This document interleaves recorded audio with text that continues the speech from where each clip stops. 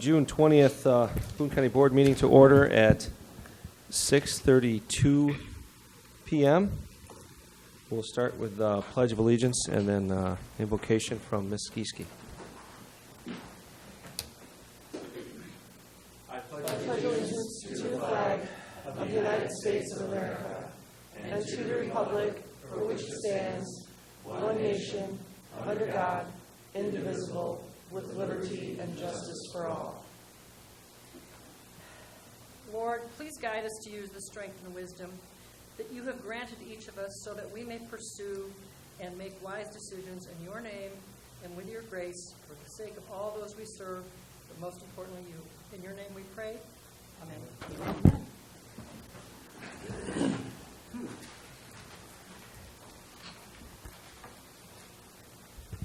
Roll call, please. Carl Johnson. Here. Sherry Branson. Here. Jeff Carlisle. Here. Denny Ellingson. Here. Sherry Gieske. Here. Carl Larson. Here. Ray Larson. Here.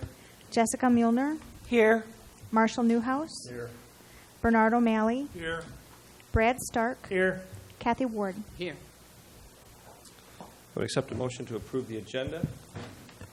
So moved. Motion by Mr. Carlisle, seconded by Ms. Gieske. Ken, anything to add? Change?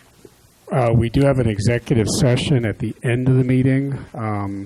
Would the board be willing to move that very brief executive session, which would be items 20 and 21, to move it to after item 6, public comment?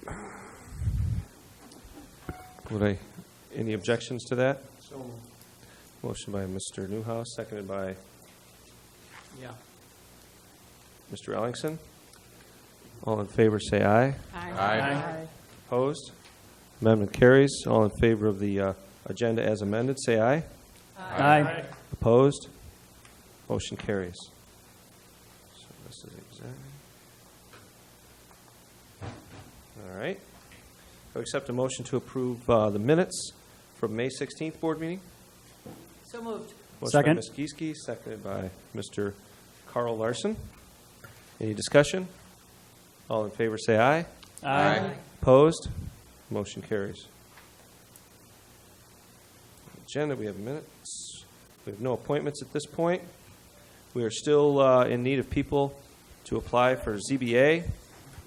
We had no one apply to be on the ZBA for the 2 vacant positions, so if you know people that are good people with some common sense, please encourage them to apply for the ZBA. It doesn't pay much. It offers lots of grief, long hours, and plenty of stress. Other than that, it's a perfect position. I had a question about the requirements of those 2 positions. Were they, it's my understanding that that board, the makeup of that board is from certain townships. Do we need the applicants to be from certain areas is what I'm wondering. That is correct, and I see Ms. Rotman is here to answer that. Sure. Yes. So each of the members have to be from different townships on our board. Currently, the 3 members are from Manchester, Poplar Grove, and Belvidere. So anybody from not those townships could participate on the board. Cool. And if they have any questions or you guys have people that are interested, I'm happy to meet with them, talk to them about the requirements or what that would be involved.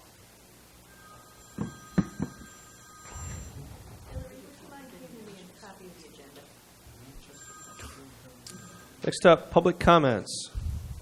I have one sheet here. If there's anybody else in the audience that'd like to give any public comment, I'd ask that you please fill out a form and bring it up here so that we can have it. I have one from Angie Bodine. Yes, please. And just a reminder, if you could, make sure you talk directly into the top of the mic. It's kind of sensitive, and we can't hear you if you don't. All right. How's this? Is this good? Okay. Hi, I'm Angie Bodine from Poplar Grove, and I'm here tonight to ask you to join me in taking the first Excuse step. me, Angie. Could I ask you to give us your address also? Oh, okay. Angie Bodine, 205 Lamplighter Loop, Southeast in Poplar Grove. Thank you. All right. I'm here tonight to ask you to to join me in taking the first step toward reinvestigating the feasibility of putting passenger rail service, the Black Hawk Line to be specific, back into northwestern Illinois. This is a project that would bring solutions for real economic growth to our community, and those solutions would be regional. It's not economically sound to compete against much larger neighboring counties that for scarce resources in our state. We need collaboration with those neighbors, and we must become a key partner coordinating and gaining inclusion into what helps them to be more prosperous. The Black Hawk Line would expand our opportunities to our whole area.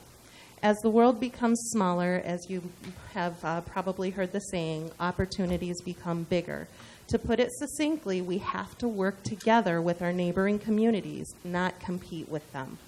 My colleagues and I are interested in expanding transportation in a regional way that would directly benefit us, increasing our community's connectivity to global transportation and the biggest economic engine in the state, Chicago.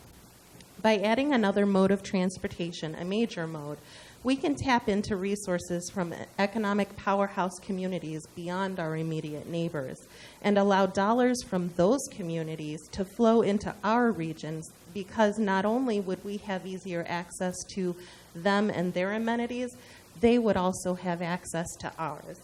Just imagine what it would do for our community's just imagine what it would do for our community's economic health, for example, to connect our airport to their airports, giving their residents another option for global travel and expanding our opportunities to provide those services to everyone. The opportunities that a regional transportation plan would offer, which is what we are trying to do with bringing back the Black Hawk, go beyond just restoring pre-existing, much improved passenger rail service. It would open doors to other opportunities, such as coordinating with organizations such as RTA and the PACE bus services. Those possibilities are plentiful. The Black Hawk Rail Line is a very important piece of the regional transportation and economic prosperity puzzle. Please join with us in exploring coordinated efforts with all entities to test how much interest there is from the public by placing this non-binding referendum onto the November ballot in the form of an advisory question, which reads, shall the state of Illinois pursue reinstating passenger rail service to Northwest Illinois from Chicago to East Dubuque? And of course, that would go through Belvidere and Rockford. Thank you.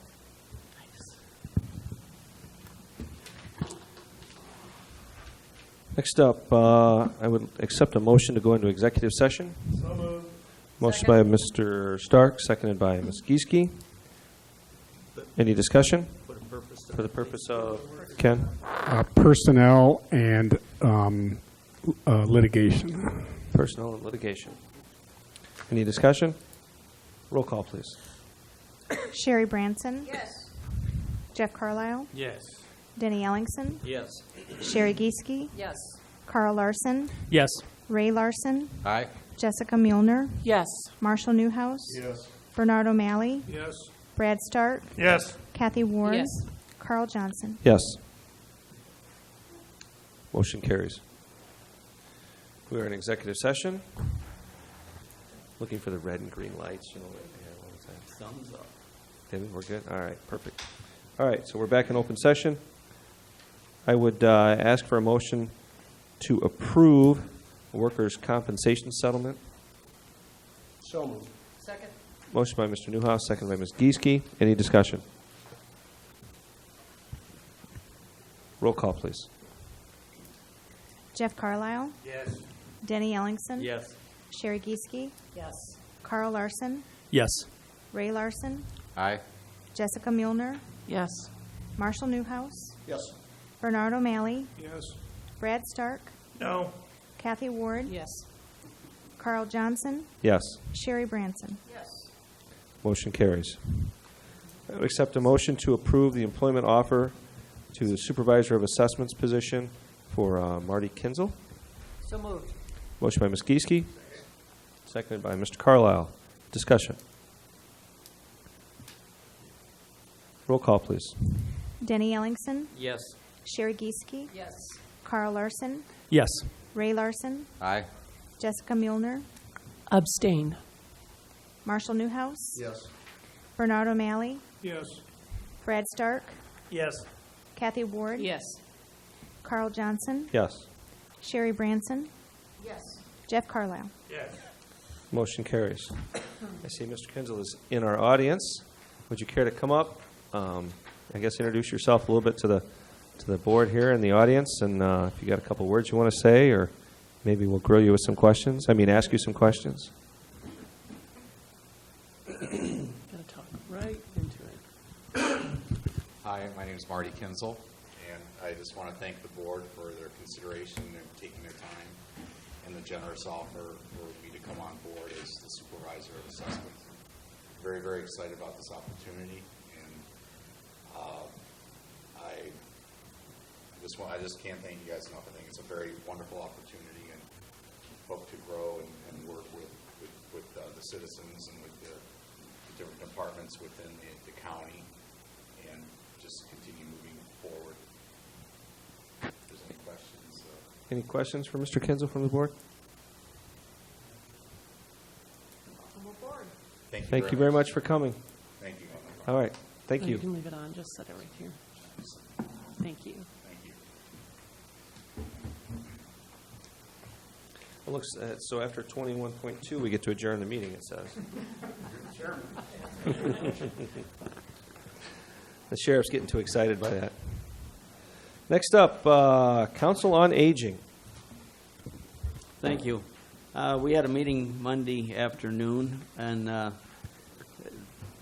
Council on Aging is basically current on all monies from the state and other agencies, so it's a beautiful thing. A lot of things are going on, and they're going to have several open houses and seminars in the next few months that I'm going to be bringing you some dates on. They'd like to see as many board members from here as well as city and other villages to come and see the things that they're striving to accomplish and get done with things like Alzheimer care that they are trying to bring into Boone County. I shouldn't say bring in, but they're trying to help do their part in, as well as several other new ventures. Wonderful. Growth Dimensions. I don't see Pam here, so I guess we'll skip them. CASA. Charlotte's here.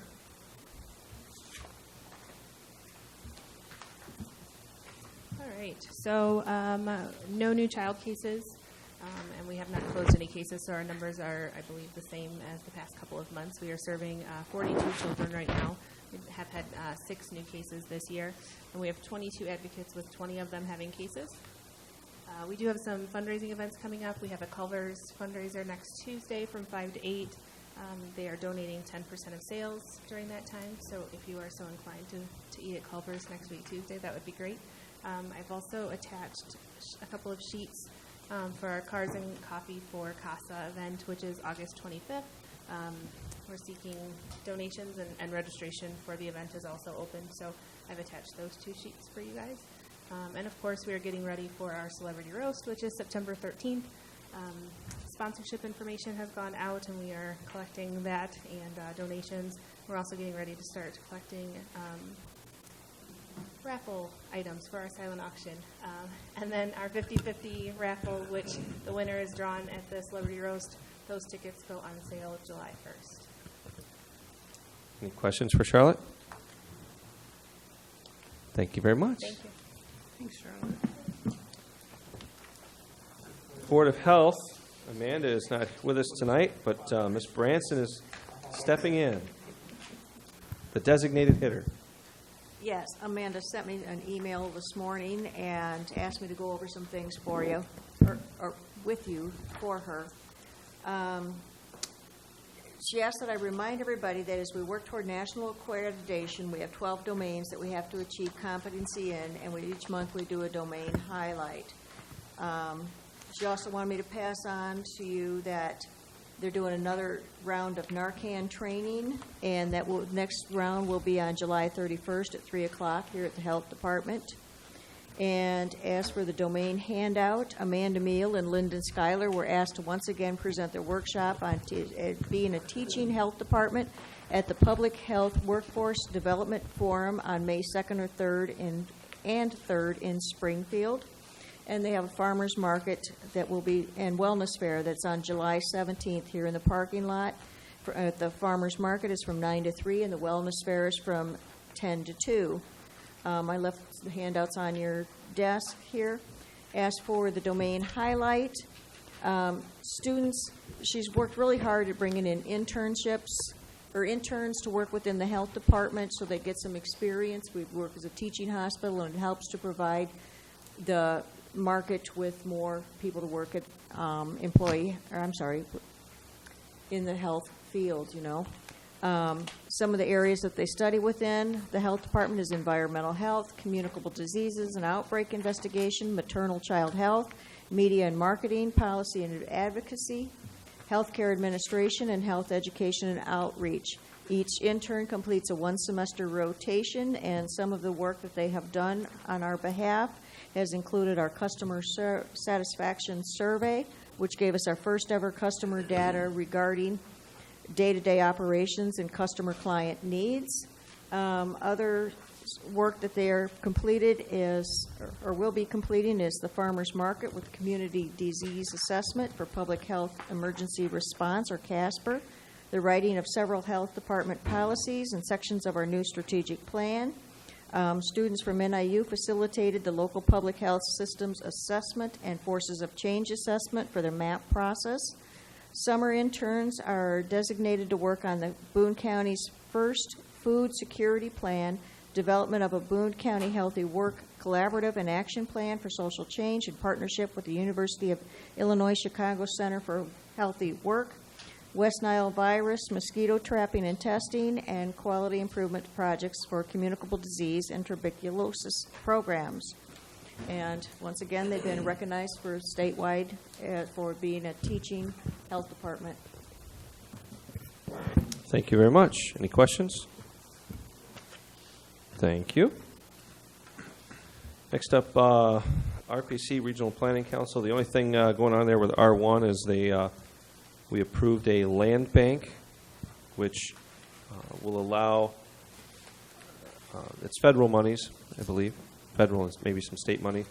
And what it does is it allows communities to request some of those funds and buy blighted properties or abandoned properties and turn them into something that's useful, and then put them back on the tax rolls by selling them to somebody at a reasonable price. So it's an opportunity to, in some instances, there's business opportunities. In some instances, in many instances, it's strictly residential houses that are being purchased and either demolished and vacant land then being able to be sold and rebuilt on, or revamp the house and then resell it. So, but that's all through R1.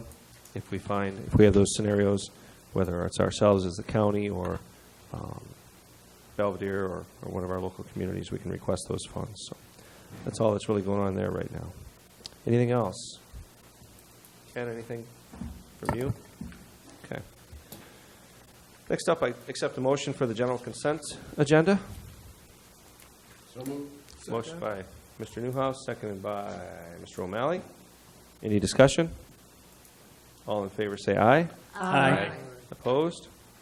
Motion carries. I apologize. I'm assuming there's some donations, but I have done something to lock myself out of my computer, so until my IT department can get me in it, I don't know what the donations were, but please take a look at those and recognize those people for those donations. We thank them.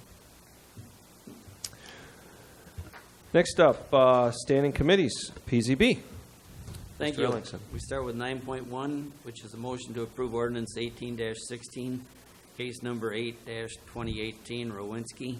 The applicant, Rick Rowinski of 2181 Cairnwell Drive, Belvidere, Illinois, for a map amendment, which is part of Chapter 2.10.2, amending the zoning map at 2181 Cairnwell Drive, Belvidere, from A1 Ag Preservation Area to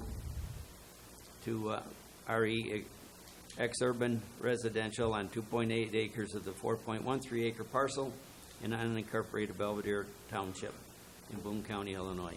pin 0504302006. Staff approved, ZBA passed 4-0, PZB 4-0. Motion by Mr. Ellingson. Is there a Second. second? By Mr. Ray Larson. Staff report. Hillary, anything you would like to add? I'm just here for questions, so that's Okay. all I really have. Questions from the board? None? With, I'm assuming the applicant's here. Anything you'd like to say? Okay. Any questions for the applicant? All right. Roll call, please. Sherry Gieske, Yes. Carl Larson, Yes. Ray Larson, Aye. Jessica Mueller, Yes. Marshall Newhouse, Yes. Bernard O'Malley, Yes. Brad Stark, Yes. Kathy Ward, Yes. Carl Johnson, Yes. Sherry Branson, Yes. Jeff Carlisle, Yes. Denny Ellingson. Yes. Motion carries. Okay, now, the next two actually kind of need to be thought of together. But 9.2 is a motion to send Boone County Solar Development Text Amendment to the Zoning Board of Appeals. PZB, it was voted 2-2. Okay. Second. Motion by Mr. Ellington, second by Mr. Larson. Discussion. First off, just to, before we get into too much discussion here, just so everybody is completely understands why this is before us again, since the text amendment was already at ZBA. In light of everything that's happened with solar projects in the county and what we've done with a couple of solar projects, I asked the ZBA to hold off and let the PZB and the county board reconsider what our text amendment says so that we can evaluate whether or not the text amendment that is before them is exactly what we want, or do we want to amend it? Do we want to remove it? Whatever we want to do. But I think we've all learned a lot about solar farms, a lot more about solar farms in the last 6 months than we knew when we first approached the text amendment. So that's why I asked that question. So it went to PZB. PZB had mixed reviews on what to do. So it came here with mixed reviews for our hopeful clarification on what to do. Mr. Carlisle, I saw you had your hand up. Yeah, I did. I didn't see any clarification on this particular thing. I'm having difficulty on moving it towards the zoning board. Okay. Further, Mr. Newhouse. When the discussion got into gear at PZB, I was acting chairman that night, and I asked the committee whether there were any major issues that stood out. And as the discussion went on that night, and it turned out that setbacks and decommissioning were the two major issues that we all wanted to talk about. When given any opportunity to talk about anything else, everyone declined. And so hence the discussion on both of these two votes that were split 2-2 occurred after the discussion on setbacks and decommissioning. I would like to take a moment and speak on behalf of moving the text amendment back to ZBA as is on 4 issues. And I'll just begin the discussion on one, and that would be setbacks. Many months ago when we got started with this, the option existed on whether we were going to have setbacks based on property lines or addressing the primary structure, mostly the house or the church or the business that may be next door. And this board made it very clear that they wanted to go with the setback from the property line and not the primary structure. For months at ZBA, testimony was given. Testimony is in the record of neighboring counties using primary structures as the reference point for setbacks. Testimony came in for setbacks in excess of 300 and sometimes up to 500 feet from primary structures. Since that was the direction we chose not to go, I assumed 250 feet would be a reasonable compromise, that it would protect the property line. The ability to waive down to 40 feet if the neighbor says, you know what, I don't care if there's a solar farm next to me, I will forego my right and I will sign off on that 250 and move it down to 40 is an option the way it is. I think with the Borrego project that we just passed, showing that on any given parcel, a development can occur if the landowner and the developer want it to occur. The solar can be accommodated on many sized parcels. Secondly, Cypress Creek was here at one time. They have shelved their proposal, but as they brought it forward, they had a very large project on a large piece of ground. They recognized Boone County was interested in solar. They recognized that property owner was interested in solar. And so they made adjustments on their proposal that moved it back to something in excess of our 250-foot request. So I think the evidence is there that the developers, that the property owners can make these work. There has been no evidence that would suggest that development will be curtailed if we have something more or less restricted. And so I think there is value in having a text in our code which clearly defines what our expectations are. 250 feet has shown to work, and if a small parcel wants a development, and that seems to be a big concern, we have clear text in this proposal that says 1 megawatt or smaller does not even need to go before the committee. It is a permitted use. So to view this as some sort of restrictive text, I would thoroughly disagree with it. And I also think the value in having text available for the landowners in Boone County, for the developers looking at Boone County, so that they have a clear understanding of what's expected of them, falls entirely in line with everything this county has done in the last 40 years. We have not opened it up to the whim of a county board or to the vote that may occur on one night or a different vote the next night.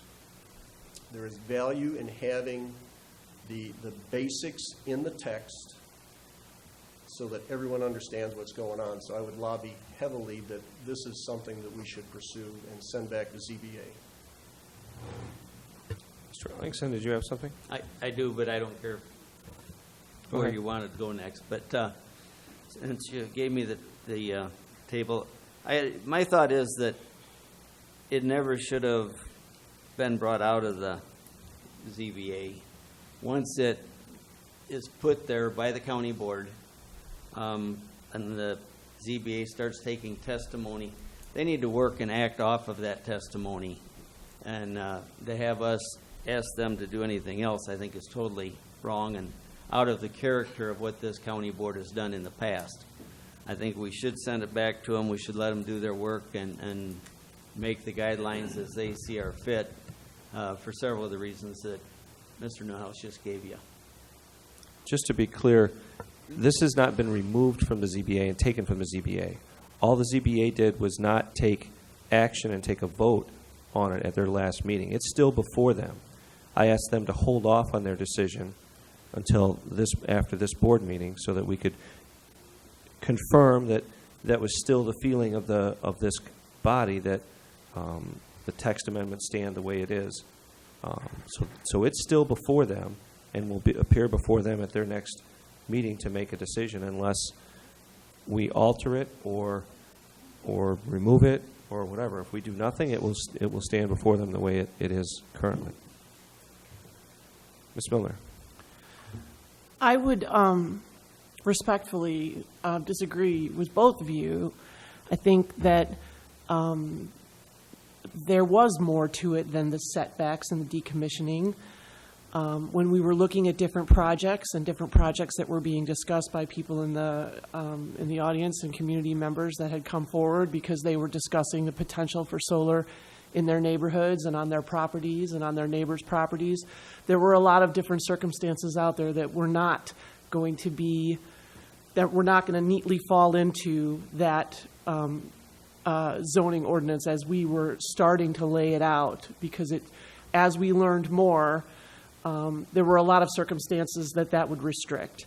I think that while you point out that there are communities out there that are putting setbacks on their zoning ordinances and on their books that are in excess of 250 foot, there are also a lot of communities that are putting setbacks on that are a lot less, because these developments have been proved to not require that kind of distance from residential or any kind. They're not dangerous. They're not noisy.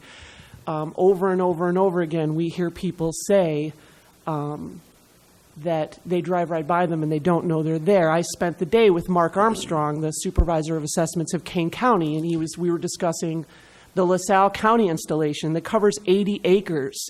He has family that lives in the neighborhood. He drives by it all the time, did not know it was there until he was somebody said, hey, that's where it is. You can't see these things.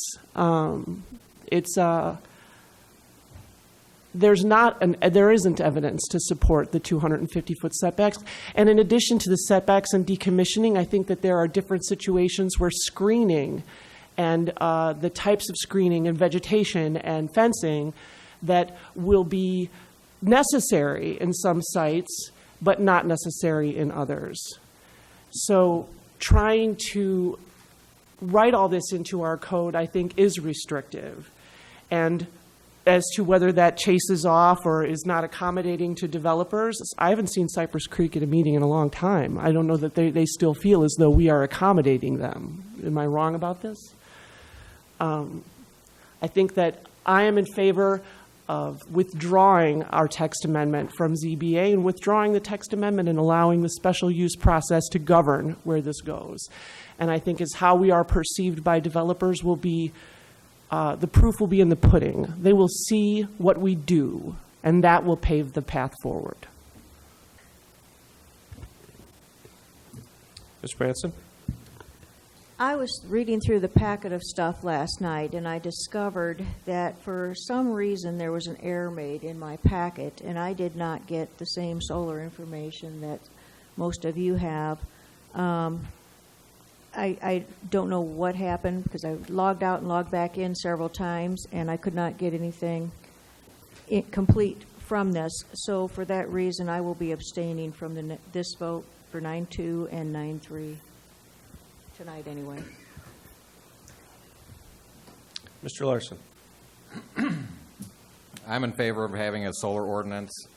There's other ordinances in our county code. They're there for a reason, to treat property owners and businesses fairly and equally. Without an ordinance regulating these, you're going to sit and cherry pick every one of them, and now if you don't like Jim, you're not going to give Jim the same thing you gave Bob. That's not how it's supposed to work. I'm fully in favor of the ordinance. If somebody thinks something has to be changed on it, go ahead and ask to have it changed.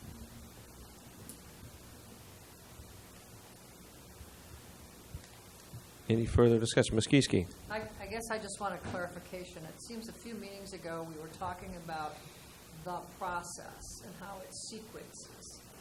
And for some reason, I thought the state's attorney said, or maybe it was Carla, it's at the ZBA, then it goes to the PZB, and then it comes to the county board. Did I get that wrong? No, that is correct. Okay, so I guess that's where I'm confused. We seem to be doing this, or am I missing the point? Well, are you talking about with what this motion is? Well, yeah, here we're going to 9.2 text amendment to the Zoning Board of Appeals, but that was the PZB that decided it. So I think the motion really should be to, not to send the text amendment to the Zoning Board of Appeals because it's already at the Zoning Board of Appeals. I guess it would be more to clarify and reiterate that that's still the board's position, that's the text amendment they want to continue to move forward. If I can just say, it's somewhat different because we are the applicant. So it was continued to make sure the applicant wanted to continue with the process because not everybody was at the ZBA meeting, and so there was uncertainty as to what the majority of the board felt because there had been a project that had come through, there had been evidence taken at ZBA, and so I think that is why there's a little unusual set of circumstances here, but it continues to be at the ZBA after they make their recommendations to either approve or deny, then it would move up to the PZB again and then the county board. So at every opportunity, the PZB and the county board would have an opportunity to make amendments to the text amendment as long as it was based on the evidence that was presented at the ZBA. Go ahead, Ms. Kieske. Just one follow-up. This ordinance we received a couple of months ago initially, correct? I mean, I kept it, I read it, I compared it, so we're looking at the same thing we got a couple of months ago. Correct. Okay. There was no changes made at ZBA. There was no changes made at PZB. This is the same document that you guys voted on, and we're asking you guys tonight, is this still the document you want to keep moving forward? Do you guys want to make changes tonight? That's kind of what we're doing tonight. Okay, thank you. You're welcome. Ms. Ward? Yes, I think we have been talking about this for almost a year now, certainly 8 or 9 months, and I think there's been a lot of confusion among our board about exactly what's going on. Not only confusion on our board, but confusion with the public on what's really happening here. And a couple months ago, when we sent it back to ZBA, I was under the assumption that we were sending it to ZBA not to say that the board endorsed everything that was in it, especially the setbacks, but that we were sending it for them to take a look at, to get evidence. And then I later learned from Carl and some of the other board members that, no, you were giving approval to exactly what was written. That was never my assumption, nor was the assumption of certainly other board members, and certainly not the public. So I think that the confusion is really not a good thing for our county to be working with when the developers are trying to get something done. They had wanted us to get this done in 2 months. Now it's 8 months. The longer we delay this, the longer we are denying the people who own property in this county the right to have on their property what they want to have. So I agree with what Jessica said tonight. I think that we need to make a decision on what we want and not keep sending it back and forth until we stop all projects in this county. Mr. Ellingson. You got to go there first. Oh, okay. Mr. O'Malley? I just find this extremely confusing. All the different zoning, everyone's thinking A1 only, but there's RE, there's industrial. This is so complex, you can't even begin to regulate it with your ideas because all the different places are so different. Everyone's looking at it from an A1 standpoint and crops and their view. Everyone's worried about their view in this county. No one likes anything that the neighbor does. Individual rights are being trounced on this county, in my experience. I think this whole thing should be mixed. Mr. Stark? I think it was 2 retreats ago you invited some speakers in. I can't remember the one guy, but he was talking about what Love's Park has done to stimulate growth. And effectively what they did was they got out of the way. They talked to developers, what do we need to do to stimulate growth to get things moving here? And it seems like we sat there and listened to them, and then we're like, okay, cool. And we're doing the exact opposite. Let's drag it out for months, see if we could hit a year, like that's a milestone or something to be proud of, and try to kill everything. I was inspired that day to try to move things forward and diversify our tax base, which is a big movement here. We can't keep living off a residential real estate tax. People are getting fed up with it. Their taxes keep going up and up and up, and they're going to keep selling and selling and selling and moving. We've got to do something to bring in more dollars in our community that come from different sources. To me, a good way to do that is nixing this and moving on. Mr. Ellingson. Yeah, I want to go back and clarify now, because what I think did happen a couple months ago was the PZB met several times, quite a few months, and put a plan together. And they voted on things in PZB, and what they voted on and what passed that came to the county board. The county board looked at it, and they said, we want to pass it on. And I think there might have been a couple of small changes made at that level. But anytime it goes to the ZBA, it doesn't go and say, this is absolutely what you're going to bring back. It's a yes or no vote. They listen to testimony, and they listen to a lot of people and decide what is right, what is meets the needs of the criteria that they're supposed to do, and they work on that until they can complete something and get an answer. Honestly, the whole problem came when we accepted something from Borrego that was quite a bit different than what we had at ZBA. And they felt like they were kicked in the gut and told that their thoughts really didn't matter because we were approving something against what their recommendations were looking to be. But they can always make changes as they want, and they can do things differently and then bring it back through as when they get done with it. There was nothing in it that said, this is it, take it or leave it. It was handled the same way that every case that has gone before them has been handled since I've been on this board. And so I don't think we sent it there wrong. I don't think we sent it there erroneously. We had done our work, and they got into a point where they felt like they were really being asked to do things that they don't think they can do because of the guidelines that they have as EBA members. And that's why it's come back here again. Mr. Newhouse. I would like to address Bernie O'Malley's point about the complexity of this and maybe our incorrect look at just the A1. Bernie, on the first page of our text before us, if it's 1 megawatt or less on that first table, whether it's A1, RE, R1, RC, RC2, B1, B2, A1, I1, I2, it's permitted. These are indeed a minimum standard to get the conversation started. Excuse me, it's permitted if it's 1 megawatt or less. It's a special use process if it's 1 megawatt or larger. So I disagree that it is confusion. It is spelled out simply. And it indeed is, again, a minimum standard in order to get this conversation started. I'm going to hit my second point now, if you'd allow me, Mr. Chairman. Certainly. If this board chooses not to have a text amendment move forward and go to ZBA, we are going to be telling our citizens who have given testimony, the organizations, and I will include Farm Bureau in that one because they speak a lot for the A1 area. These citizens and organizations are concerned about farmland protection. They're concerned about land restoration at decommissioning.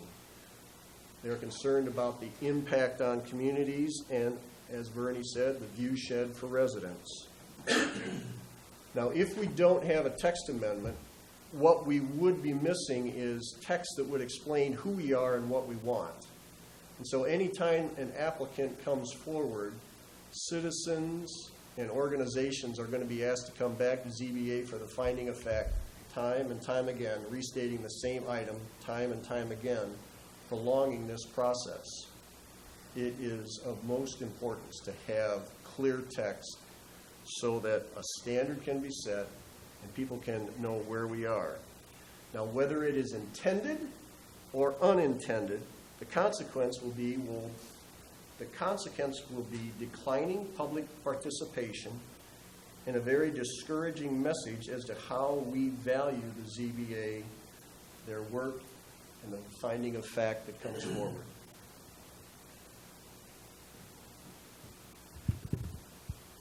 Ms. Miller. With all due respect, I don't think that who we are and what we want, our vision for the future as a county, is not defined by our zoning codes, because most people don't know these.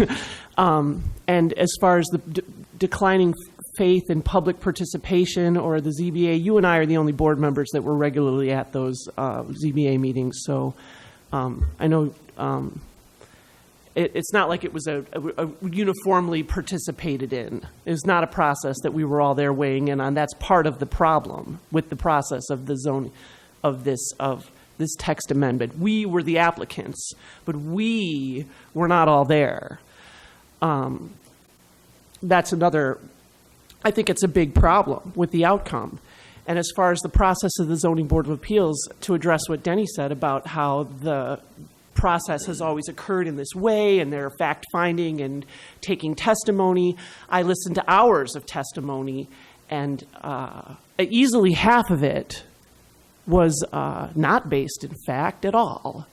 And as far as whether I believe personally that the decision that they came to in the end was based on factual testimony, I don't believe that to be the case, because most of the testimony that was given was emotional. It was, and maybe there is a case that can be made that, you know, people's feelings are real, and so that's evidence. But I have yet to see any reliable, substantial scientific source show me any clear evidence that solar panels present a danger to the ground or to people or to animals or to anything. I have not seen one piece of reliable evidence from a reasonable source that shows any of that, that demonstrates a setback of, would justify a setback of 5 feet. I'd set one up in this room. I'm that confident that they present no health dangers or risks to anyone. So when we talk about what we're justifying, the evidence that we justify these decisions on, I'm confused by that statement completely. Where is this evidence coming from?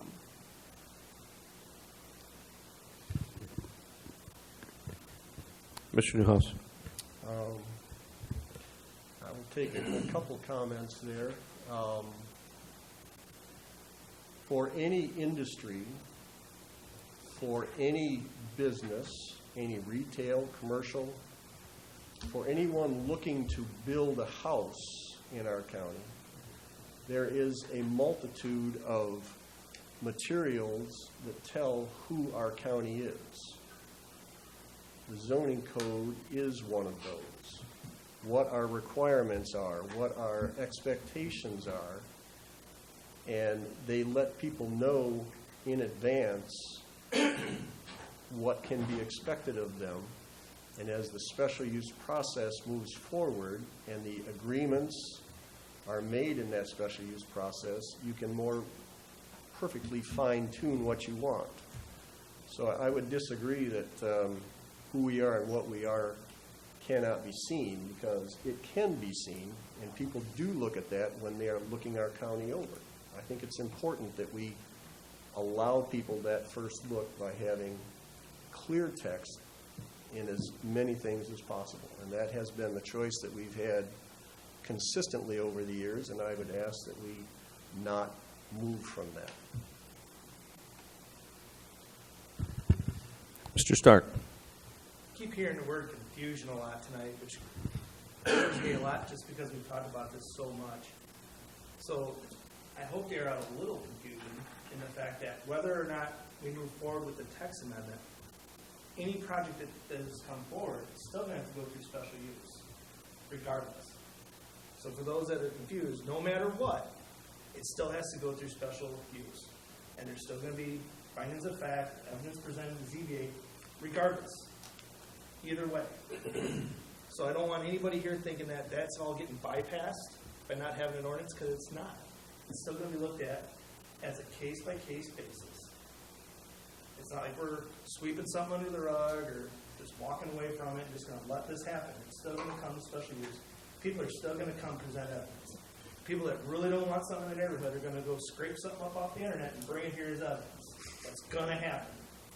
And I didn't attend as many meetings as Ms. Mulliner or Mr. Newhouse, but some of the evidence I heard was just plain silly. And I felt terrible that adults were there repeating some of this stuff, because it was ridiculous. And we sat there and gave them till like 11 o'clock one night. I had to go home and get up for work early. And it was just, I felt bad for the people here that they had sickness. So let's just clear the air. No matter what, still special use. Ordinance, no ordinance, still special use. No matter what happens, still special use. Is anybody confused after that? I hope not. Ms. Ward? Yes, you said, Mr. Chairman, that this is still at the ZBA, and this motion is to send it back to ZBA. So why would we be sending it back if it's already there? And if we do vote to send it back, are we saying, yes, we like it the way it's written? Is that what we're saying if we vote yes on this? What I asked this body to do was to clarify if the current text amendment is the text amendment that we want to move forward. And that's this vote, whether we want it to move That's- forward? By sending it back, I think sending it back is probably the improper motion, but just confirm that the current text amendment as written is what this body is comfortable moving forward with. Okay. Mr. Larson. Mhm. When it goes back to the ZBA, they will be allowed to make changes to it still. Just so The ZBA has heard evidence. They've done their process.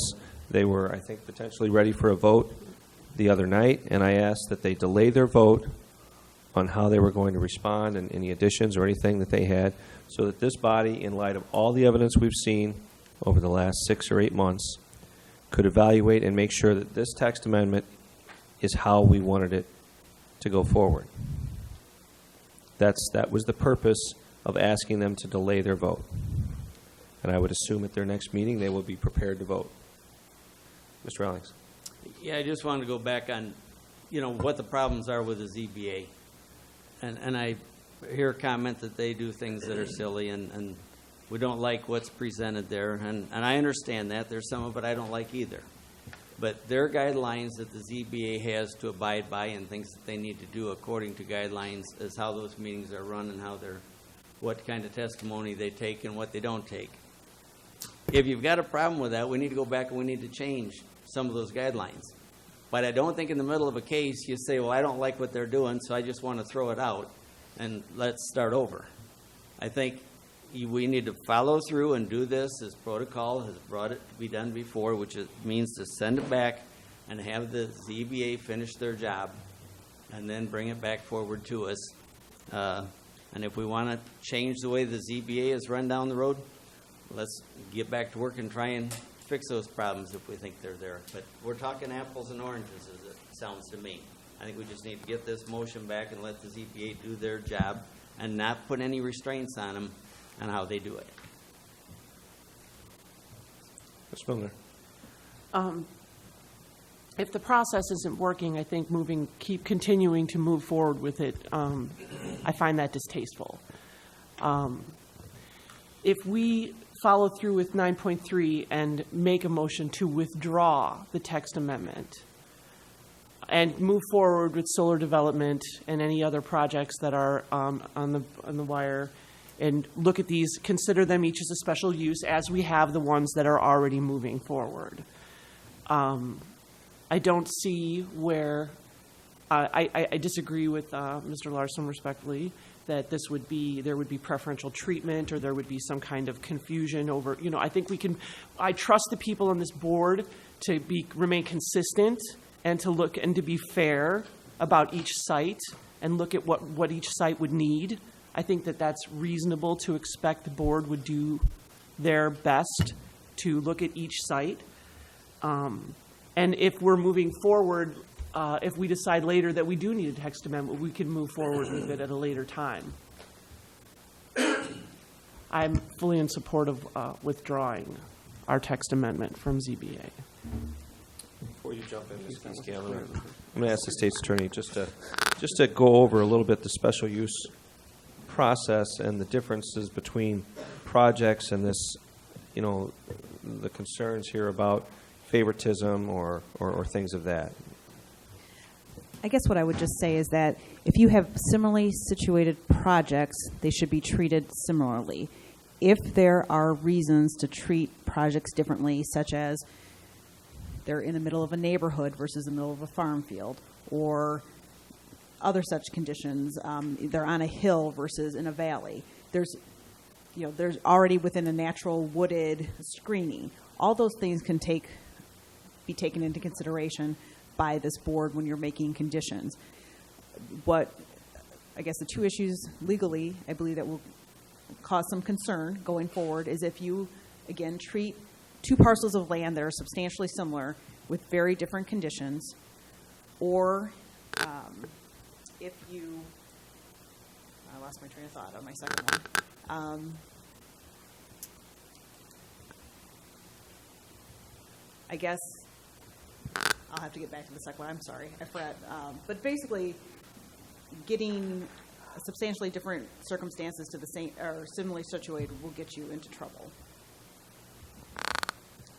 If I could ask one more follow-up question. Let's just say that we decide to withdraw this text amendment today. Is there anything that says that we couldn't, in 12 months or 24 months, decide, you know what, we've seen some trends here, and we like or we don't like how this is going, and then implement an ordinance that would be set going forward, and regardless of how previous projects are done, the new ordinance would be in place, or a new text amendment? I believe if you withdraw the petition, it would be as if the text amendment was never implemented or it wasn't rejected, so that, yes, you could reapply for it at any time after that. But I guess my concern is, let's just say that 15 projects go in and they have a setback of 12 feet. And we said, well, you know what, in 24 months, we don't really like that. And we want to go with 300 feet. Can we then do a text amendment and set it that minimum 300 feet, doesn't matter, boom. Even though you've got several projects already at a certain distance, can you be more restrictive in a text amendment later on? I think you can be more restrictive if it's based in the evidence. And I guess that was my second point before, was that any decision that you made has to be based on the evidence that's presented at the ZBA. So if you have setbacks, again, I wouldn't go radically different, but if you have a reason for going forward with a text amendment on a certain setback that's based in evidence, that yes, you could go forward with it. Say after these have been in use 5 years, there's scientific evidence that it's better to be set back at 50 feet instead of 5 feet, making those facts up. But if there's some kind of basis for that they've made a determination after these have been in production that would justify that, yes. Or, again, if there is some other reason that you can base your text amendment on, then, yes, you would be fine going forward. Okay. Ms. Kieske? Just a couple of things. I don't really think we are confused. I think what we're doing is we're looking at this problem for us. And I think we should be thinking about businesses that we want to come here and look at through their lenses. We're so far in the weeds here, and I really think we need to turn our glasses around a little bit. But my question is probably for Hillary or Tricia. Brad said we're going to do a special use regardless. I'm looking at a chart here that has special use for certain categories and permitted uses for others. Now, I respectfully have to say, maybe I don't attend every one of the meetings and sit here for hours, but I do know how to read. So I don't think I'm as uninformed as perhaps not being here. But anyhow, so I guess my question is this chart for real or is it not?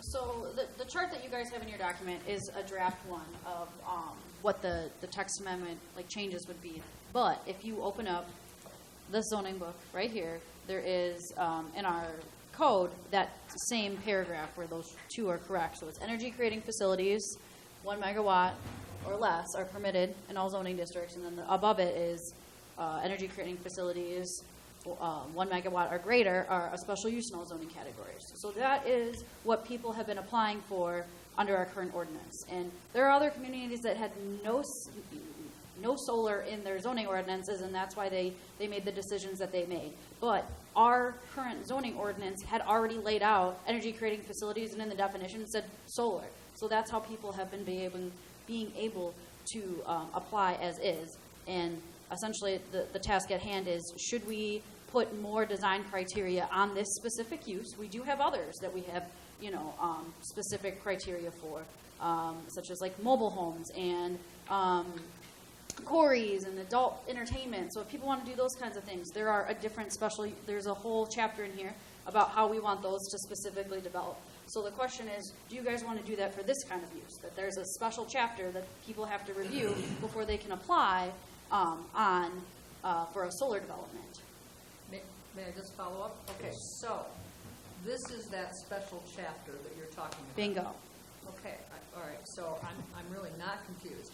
If we don't have this special chapter, then what happens? I'm the applicant that wants to come here and put in a solar farm. If we don't have this chapter, what do I have to do? Pretend that I'm not sitting here. You fill out a special use application just like any other special use, whether that is for anything. It could be like the building for Manchester Township or somebody else. It's just that application, and then you apply for the specific use, which would be energy creating facilities, because that's what you're applying for within our ordinance, and you go through the process. You submit your application, and you go through Planning Commission, ZBA, PZB, County Board. That's the current process. If you guys would make changes, it would be different, but that's what you would go as an applicant today. And applicants will be continuing to do. Okay, so that's if we don't have this chapter. But if we have this chapter, does this mean I, who want to put in a solar farm, can get this and read it before I apply, so I kind of know where the parameters are as I come forth, and I can, after reading this, I can say, here are the things I need to do before I come in and apply. Absolutely. So what would happen is, if you gave me a call or whatnot, email, I would give you, I would say, hey, this is what we're calling it. You need to make sure when you apply for your special use, so you're still using that application, but then you also have to make sure you meet the supplemental information of the special chapter in your application before you can even be for any of those boards. Like, I need all of that information before you can even move forward. Say we ask every applicant to have a drain tile survey. They have to have that to move forward. Right now, as just a normal special use, you don't have, that's not a specific requirement for people to bring that forward. Okay, thank you. So you guys could amend this document tonight, certain things you like or dislike as a group, and move something forward that looks different if that's what you guys would like to do. It doesn't have to be this exact document if you don't love it. If you want to make some changes but still want a special chapter, this is the time to do it. If I could, Hillary, ask you a question. Yep. The question came up about business perception. In your experience, what is the perception of developers, not just for solar, but in general, when they see that they have to go through a special use process versus already being guidelines laid out?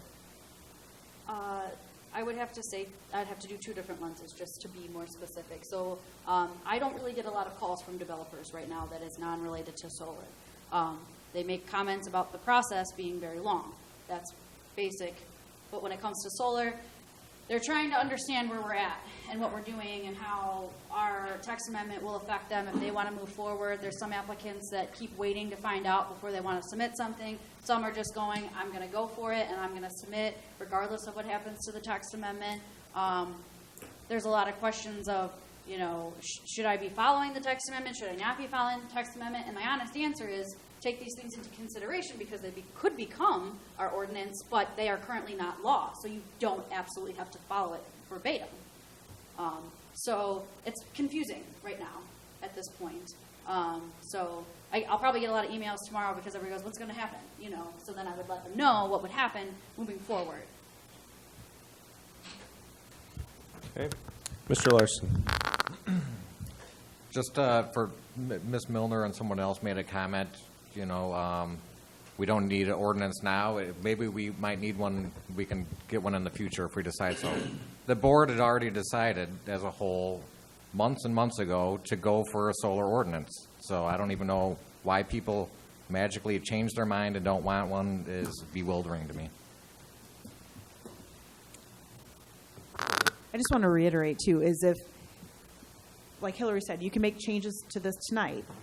If you don't make changes to it, I just want people to understand that that doesn't mean that this is going to be set in stone. Everyone understands that it'll still go through ZBA, PZB, could have changes, and you can make changes when it comes back to you as well. Mr. Newhouse. I'd like to touch on 3 of the comments made so far about the process in ZBA. I would say ZBA offers a certain degree of freedom to people in the finding of fact. Citizens have the right to come and speak on an issue. They're supposed to come in and speak with evidence. The the last couple of chairmans have been somewhat gracious with what they consider testimony that is fact-based versus opinion-based. And so if people find that offensive, then that's their choice, but it's part of the process, and ZBA has not been restrictive about that. The second point from this discussion is that people are concerned about the long procedure and that we ought to move on. If we vote to move this back to ZBA, either amended or as is, ZBA is at a point where they'll be voting on it next meeting. I believe they have closed the finding of fact. Is that correct, Tricia? They have not? Because you can't continue it after you close the public hearing. Okay, well, they are done taking testimony. They're at the point. No, they can still take testimony. They have not closed the public hearing. It was my understanding last month they asked for anything further. They got nothing further. It was continued because once you close the public hearing, it has to be sent to the county board within 30 days. So it was continued prior to the public hearing being closed. So testimony could still be taken at the next ZBA meeting. Would it be safe for me to say that since they did not take testimony last time, and if they don't get further testimony this time, they could very well be voting on it this month? Yes, it is possible that they could. No. Oh, no. We have to do a 30-day notification, state statute, for when we have planning cases. So next week's meeting, because we haven't made a decision on this, it's not on the agenda for this month. And I just fair warning, I have 10 applicants already in line. And so I have already scheduled people out for ZBA. And I mean, if people apply today for anything, I'm telling them August or September before they're heard because I have so many cases that I have. So this potentially would be pushed back to August. A special ZBA in August or the regular scheduled August meeting, which is 8/28. I just have so many applications right now, and we only do meetings once a month, so there's only limited time. Well, I'm going to rephrase my comment there. It sounds like with the filing of it, with the discussion of it, would it be possible to assume it could either be back here at the board for our consideration on a vote on it sometime in August or September, if there is no further testimony at ZBA? It would most likely be more of September. Well, the point I'm trying to make is that this process is going to be coming to a close within a few short months. That was my only comment. And so it's not going to be prolonged and going forever. The third one I would like to address is that, Chairman Johnson, you posed the question, if we go to 12 foot now and go and decide that looking at the trends that we would like to pursue a text amendment of 300 feet 12 months down the road, the state's attorney said, yes, we could do that. My concern with that is based on if the county votes to approve any of these projects, and with what work the state has to do, Borrego stated the earliest that they would be able to move forward would be 12 months from now. So we would not know any more 12 months from now than we know today, because we would have none in the ground yet. And that is my concern, is that if we don't have standards that are appropriate, we're going to find ourselves potentially approving a lot of projects and having nothing to base our decisions on if you wanted to look and see what we've done, because they just won't be there yet. And if I could, I would take my third point now. Go ahead. If we don't pursue a text amendment, the decommissioning that's part of every one of these requests is potentially going to be a giveaway item until the governor signs the AIMA, which is the Agricultural Impact Mitigation Agreement. Now, this encourages the property owner to secure financial securities with a developer. It does not give any authority of the landowner to do that. The authority is only granted to the county. It would be disregarding our responsibilities if we did not have language of decommissioning in a text, which clearly states what our wishes and requirements for developers would be. And I think it would add confusion. I think we would be leaving ourselves open for a lot of problems later on if we went for differing decommissioning languages on each request. We need a standard, folks. So I think it's important to understand we are going to be dealing with, in many cases, international LLCs who are being handed huge amounts of cash from the state of Illinois. And with that cash, at last month's ZBA, Borrego agreed to a cash escrow and bonds for 100% of the decommissioning expense. And then at the same time, they made that identical agreement in Winnebago with a rural township where they were pursuing a project. Now, on a vote by our county board and with no evidence provided by the applicant for a change, we voted against our own finding of fact by agreeing to a change that had not ever been addressed by the ZBA. Now, that's just the kind of whim that we can go out on and do if we don't have basic language in a text. That scares the daylights out of me. So, we have always had standards set in code by using current text. To change our philosophy now is completely antithetical to 40 years of our history. Ms. Milner. I think that referring to the decommissioning plan that was attached to the Borrego project with the graduated scale of assessments of the costs and surety bonds. I don't that all of that was presented during ZBA. That's not like that wasn't. I don't think that was a whim. There was clear evidence presented by legal counsel, by the administrator who did secondary research from our insurance providers about the reliability of surety bonds, all of that stuff for decommissioning that we agreed to, there was evidence to support it. So to stay to this board, who weren't the members of the board who weren't there, that we made that decision based on some kind of whim, I think that's disingenuous, Mr. Yeah. All right, Mr. Ellingson. Yeah, I think what I just heard was wrong. Actually, Borrego made an agreement with ZBA and said this is what they would do and this is how they would proceed. And when it came to us, we as a board turned that backwards. And again, as Mr. Newhouse said, we did it without any real reason. We went against finding a fact, and we had no right to do that. that is one of the problems with not having this put in place, so that there is some consistency as we move forward.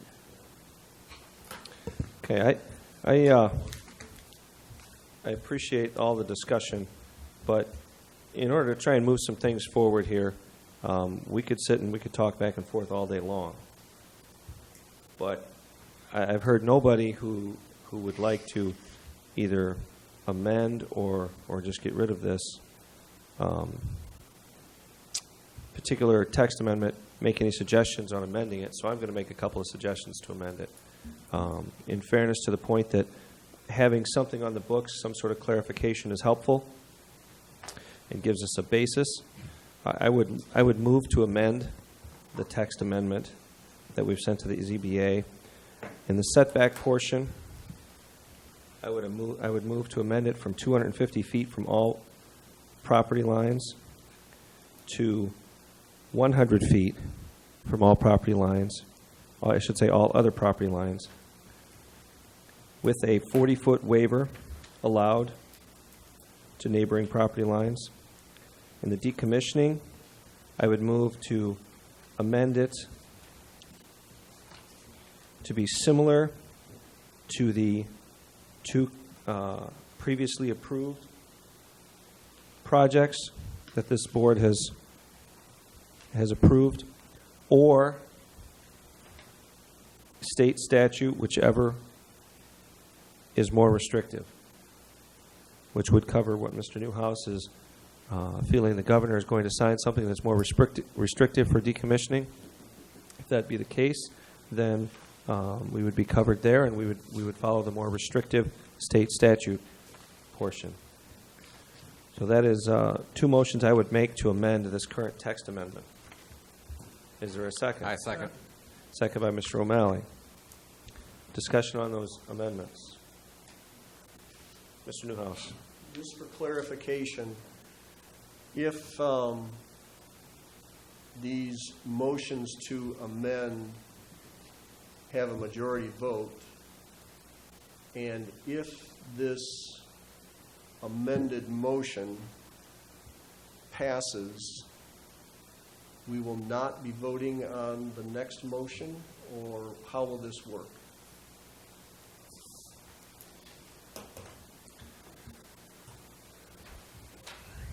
I would think the next motion is to... I think you can amend it and still not return it to ZBA. Withdraw it from ZBA. You could still withdraw it even after it's been amended. So we'll still vote on the second motion because it's on the agenda, but I would hope that if we approved and passed it with these amendments, that we would follow it through. But Point of order? Anything is possible. Yes, sir. Let me rephrase that. You got a motion to amend. If it passes, we will have an amended motion to vote on. Correct. The amended motion will be send it back to ZBA with your new amendments. If Correct. that passes, we will not be voting on the following motion. Would that be correct? I would say that is correct because, in essence, the second one is moved. correct because you've already voted to return it. So you shouldn't Okay. vote to return it if You've already... Correct. So I stand corrected. Just for clarification to the state's attorney, we can choose not to vote on a motion that's on our agenda. Well, I mean, it's the exact opposite of what the first motion is. They basically should have been one motion, I believe, that they either return it or you withdraw it. I'm not arguing. I just want clarification if we decide not to vote on the second motion. Ms. Kieske.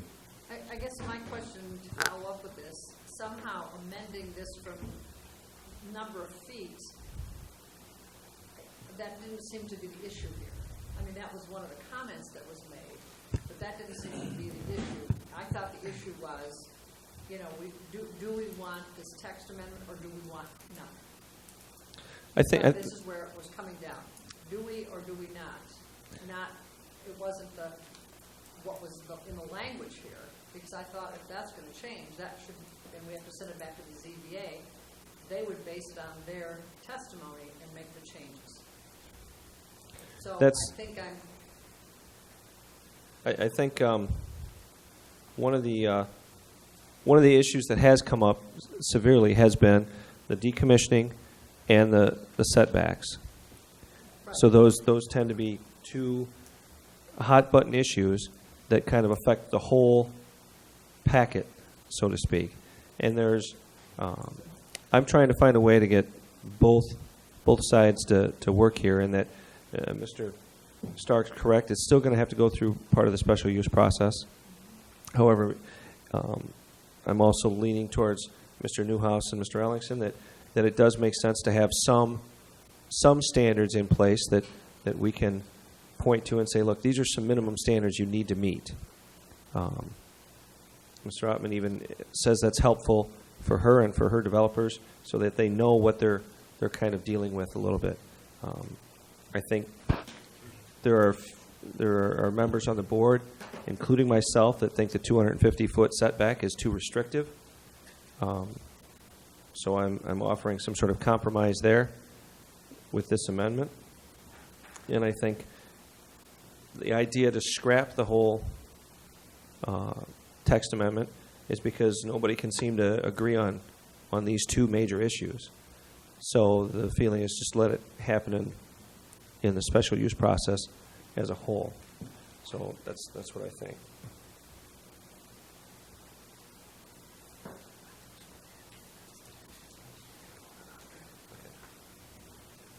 Mr. Newhouse.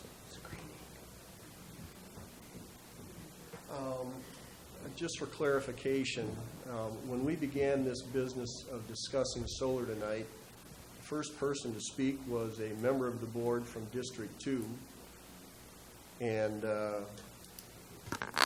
he proceeded to make a statement which would suggest he's not comfortable with having a text.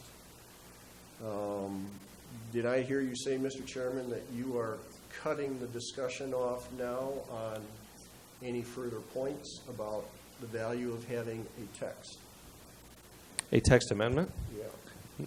No, at this point, I mean, there is some discussion here on the amendments. Any discussion should be on the amendments here that are made, if you'd like to make some.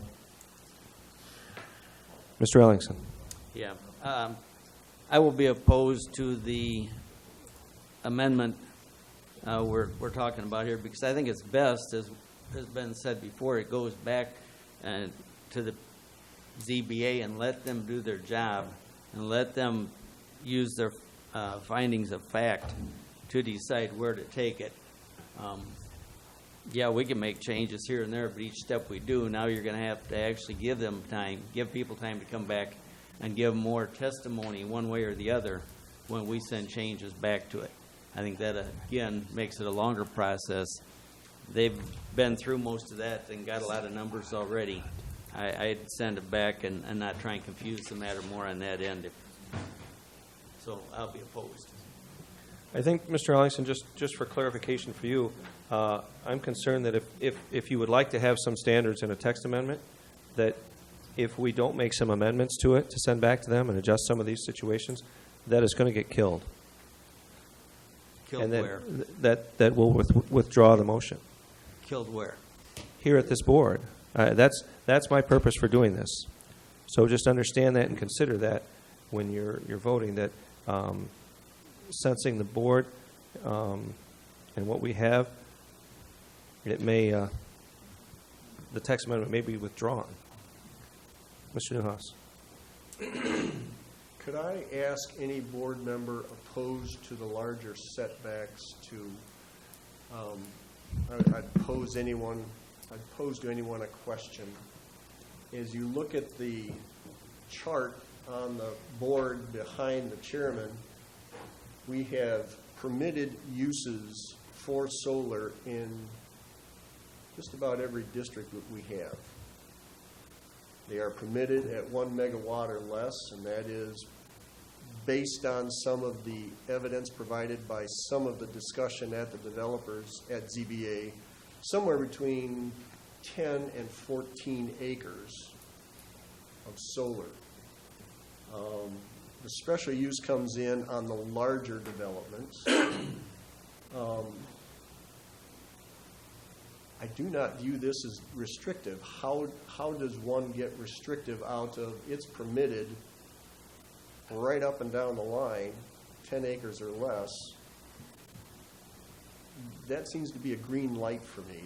I would welcome discussion on how that's restrictive, if I could get any. Ms. Milner? In my opinion, it is restrictive because you are, if a private landowner sees a use for their land that would be financially beneficial to them on their private land, and we impose regulations that make that impossible, I think that that's onerous and restrictive. We're supposed to not just look out for the financial interest of public money, but also we have to take into consideration the well-being of our private citizens and assist them in the protection and growth of their private enterprises. Mr. O'Malley? So I sat down and did the math on 250 feet by 250 feet, and that's about an acre and a half, roughly. So if you go along a whole property line, you're taking a lot of land you can't use. You can't really grow crops. It'll get dust on your solar panels. You can't plant things. You're going to ruin the field. The setback is very unreasonable. These are non-toxic. They don't make noise. It's a huge piece of property. I have 11 and a half acres. I could put probably a 10-foot row on my A1 property, the way it is, because it would push in so far. It's a long, thin piece. Certain people have thinner pieces of property. You're being very bad to those people. They cannot use them. Susie from the farm down here in Garden Prairie was very upset because you've taken her out of the equation. And I think you're being very restrictive. You're again looking at A1 property. You're not looking at the other properties well. And I think they should be built along the rivers. I talked to Green Giant. I said they have a great spot down there. It's all flooded. That we put it above those panels today, it wouldn't hurt them at all. There's places we can put them, but it would be very, very good for our economy. And Green Giant would be one example. Mr. Carlisle? Hillary, could I ask you a couple questions, please? Yes, sir. With the information we have here in decommissioning and setbacks and some of the details that we have within this framework and this paperwork, if a special use came up, could we use any of this verbiage for discussions within a special use and as a guideline? Absolutely, and that is kind of what I do and what I utilize when any case comes forward. You look back on previously discussed topics or what other communities are doing, and yes, this could be hypothetically, if you guys entirely gut it tonight, we can still use any of this information, any of the evidence, any of the discussion items as, evidence or continuing to move it forward when any case comes forward. Then I'd like to motion to the question. Excuse me? Mr. Carlisle, what was that? Motion to the question. What's the question? I call the Okay, question. I've got a couple people over here that have a couple things to state. Mr. Newhouse, you had something? If I could take the example that was just given for 11 acres and this being too restrictive, this is a perfect green light to an individual with 11 acres to go wall-to-wall solar. You're going to fit 1 megawatt on 10 acres. It's permitted. It is it's permitted. There's not a question about it. To call this restrictive is entirely wrong.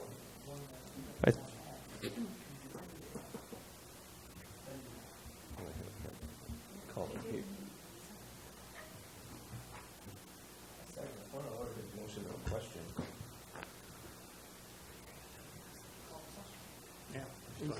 Call the question. Okay, movement's call a question. Stark, you seconded. Yes, sir. All in favor, say aye. Aye. Opposed? Motion carries.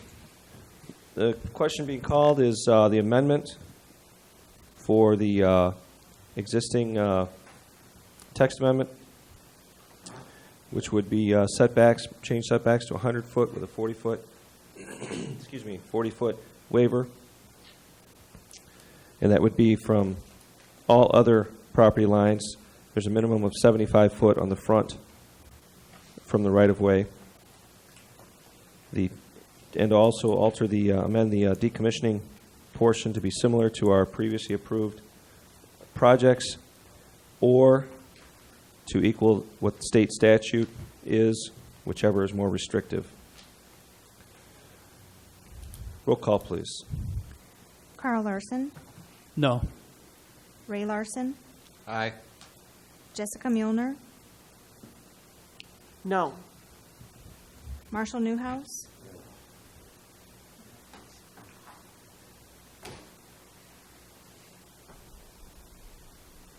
Bernard O'Malley. Yes. Marshall hasn't. Oh, I'm sorry.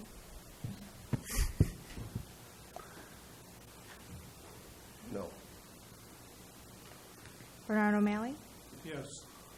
Brad Stark, Yes. Kathy Ward, No. Carl Johnson, Yes. Sherry Branson, Abstain. Jeff Carlisle, Yes.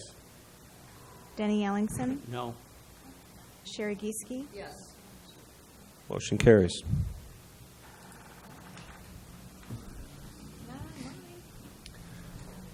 Next up, we will have a vote on the motion of the text amendment as amended.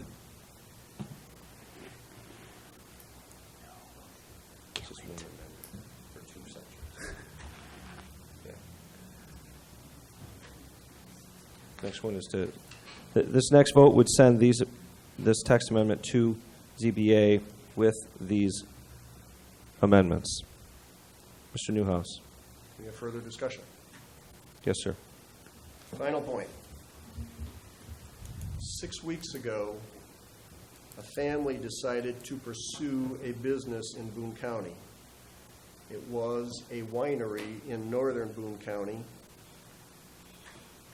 and they walked out simply because of the perceived volume of solar that would not allow another agritourism business to move forward in a timely fashion. I would strongly encourage board members to vote in favor of this motion, because if we go for a special use, long drawn out without a text amendment, and add continued meetings, the process could get cumbersome enough that further businesses would choose not to pursue Boone County outside of solar. And I hated to lose that business. They just walked away. Yeah. And so Can, I will again Sure. ask, okay, I'll change my tune. Okay. Did the Johnsons decide not to pursue? It was my understanding that they decided not to. okay, but the reasoning is different than what you were stating. I will give you the In floor. in the withdrawal letter, it states that essentially there was a lot of things that they needed to get done before they could submit for us, and the amount of work for doing the special use process. They needed commercial building codes because they're bringing the public to their property. They needed to get their liquor licenses. They needed to get a kitchen. There were so many things that needed to be done, and they wanted to open in August, that there was just not enough time for them. There was just, I think, a misunderstanding of what they were getting into as a business owner. I did everything I could to help the Johnsons through the process, give them feedback, and move them through this process. It was more than just our aspect and our role in that approval of a special use. It was family, financials, and just trying to understand the business world from that perspective. That was my understanding given. I will simplify my comment then. Due to what could occur if we don't have a text amendment and the increased time of dealing with all of these issues without having clear text, we run the risk of making this overly cumbersome. I would encourage the board to vote for this. Any other final comments? Ms. Gieske. Just a clarification, vote for this. Is that 9.2 this goes back to ZBA or 9.2, so that's your encouragement. Yes, Okay. as amended, as amended, correct. Ms. Milner? I would suggest that this, and I wanted to bring that up, the staff recommendation for setbacks was 75 in the front, 150 from a residential property line, and 40 foot from all others. And I was curious as to why that you did not choose to recommend that, as it came from our very educated expert. I guess I picked that because it seemed like a good compromise between 250 and 40, and no one else was willing to make any kind of recommendation. So while as chair I don't relish and typically make motions in order to try and get something done here before the witching hour, so to speak, I tried to move things along. Okay. This vote is for 9.2 as amended with those amendments. Roll call, please. Ray Larson, Aye. Jessica Muehlner, No. Marshall Newhouse, Yes. Bernard O'Malley, Yes. Brad Stark, No. Kathy Ward, No. Carl Johnson, Yes. Sherry Branson, Abstain. Jeff Carlisle, Yes. Denny Ellingson, Yes. Sherry Gieske, Yes. Carl Larson. No. Motion carries. Mr. Ellingson. Well, I may be corrected here, We but should withdraw it. He would make a motion. Mr. Ellingson, you would need to make a motion to withdraw 9.3. I'd rather not. I'll let somebody from the floor do that if they want, but I think we need to vote on it since it's in there. Madam State's Attorney? Drawn motions. We've withdrawn motions before. If you desperately want to vote on it, we can. Well, I don't know. It just seemed to me that we've had this question before about whether it's on there, and I would just hope. I guess I would lean on my state's attorney, and if would vote against it. if the state's attorney says, I think the issues that should have really been combined in one motion. I think you can make a motion to remove it from the agenda. Okay. I guess I'd make a motion to withdraw 9.3 from, well, not from a vote, from what? The agenda. Vote to remove 9.3 from the agenda? Second. motion by Mr. Ellingson, seconded by Mr. Newhouse. Any discussion? Let's do a roll call, please. Jessica Muehlner, No. Marshall Newhouse, Yes. Bernard O'Malley, Yes. Brad Stark, No. Kathy Ward, No. Carl Johnson, Yes. Sherry Branson, Abstain. Jeff Carlisle, Yes. Denny Ellingson, Yes. Sherry Gieske, Yes. Carl Larson, No. Ray Larson. Aye.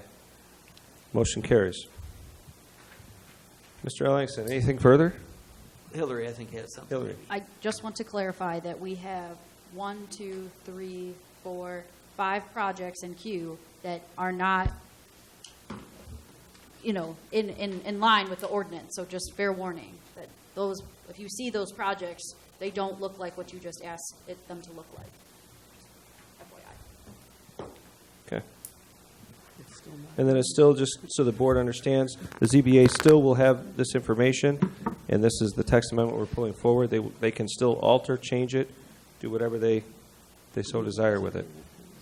But it does give the ZBA a little more direction as to the mood of the board at this point. Mr. Newhouse. Hillary,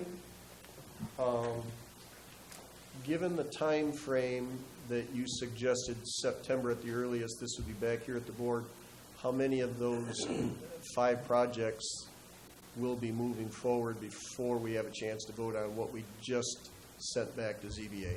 All of them. All 5 will be coming before September. Correct. They've all submitted in advance already, prior to the adoption of an ordinance, because they applied under the code that we just currently have. So tomorrow, or next Tuesday, I have one in queue, and then in July, I have two set, and then I think I need to have a special meeting probably between the regular schedule of July and August, and potentially another one between August and September. I have only 3 members at this time, too, which is also very difficult to make sure that I have a quorum to continue moving forward. So that's kind of where we're at right now. Ms. Ward.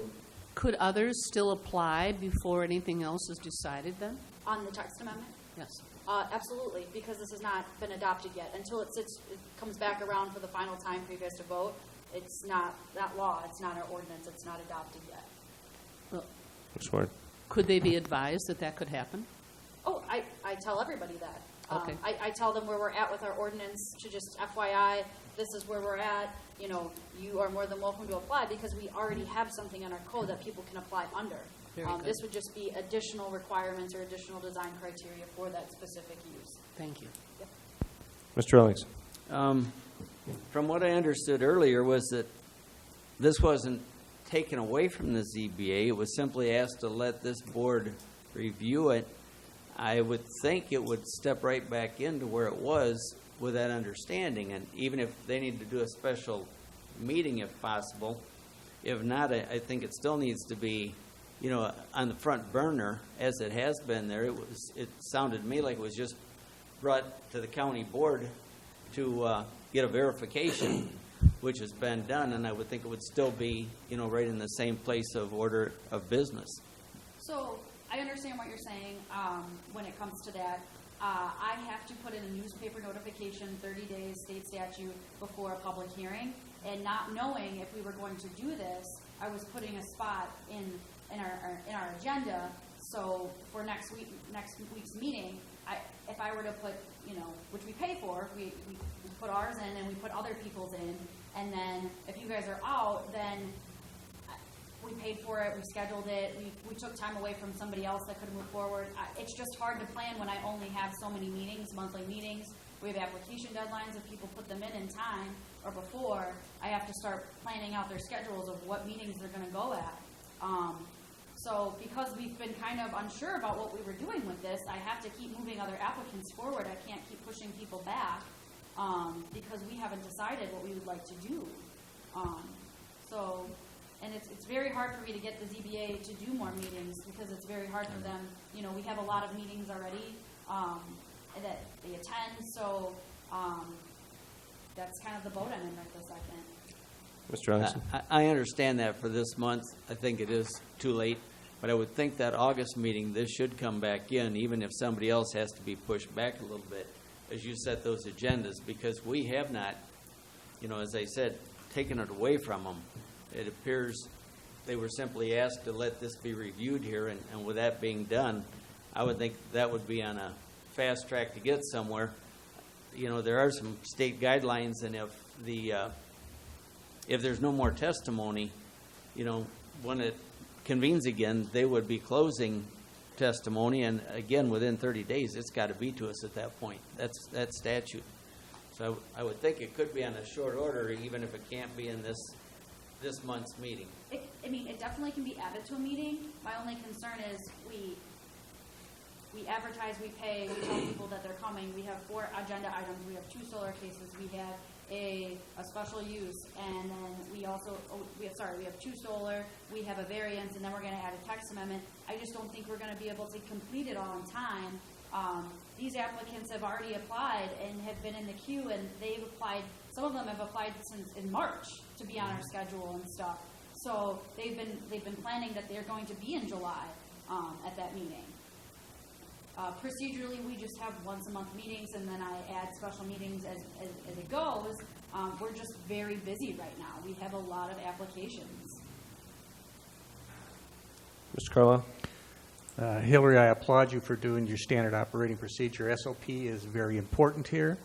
I wish everybody would understand that those are the processes that she has done and will abide by, and to push somebody back that we've set up in a queue would not be the right thing to do since they've been here and we've made these promises. We're making these people a promise that we're trying to be workable with these people, not to push them back. We're not going to make this difficult. I applaud you for continuing on. Keep up with the standard operating procedures as so set forth. Thank you. Mr. Ellingson, anything else from PZB? Okay. Next up, Finance. Ms. Kieske, I'm hoping you're going to be a little easier tonight. Item 10.1 is a motion to approve claims with the understanding that Carl Johnson abstains from voting on all claims presented by William Charles and Associates, and Denny Ellington abstains from voting on all claims presented by Conserv FS. This was approved 5-0 in committee. Second. Motion by Ms. Kieske, seconded by Mr. Newhouse. Discussion. Roll call, please. Marshall Newhouse. Yes. Bernard O'Malley. Yes. Brad Stark. Yes. Kathy Ward. Yes. Carl Johnson. Yes. Sherry Branson. Yes. Jeff Carlisle. Yes. Denny Ellingson. Yes. Sherry Gieske. Yes. Carl Larson. Yes. Ray Larson. Aye. Jessica Milner. Yes. Motion carries. That's it. Ms. Kieske, anything else you want to share? Nope, that's it. Awesome. Roads. Mr. Chairman, we are going to move to remove from the agenda item 11.1. Mr. Crone, if he could come up, he can enlighten us on why we're not moving forward with this bid process at this time. So motion by Mr. Stark to remove. Second. 11.1, seconded by Mr. Carl Larson. Discussion. Mr. Crone.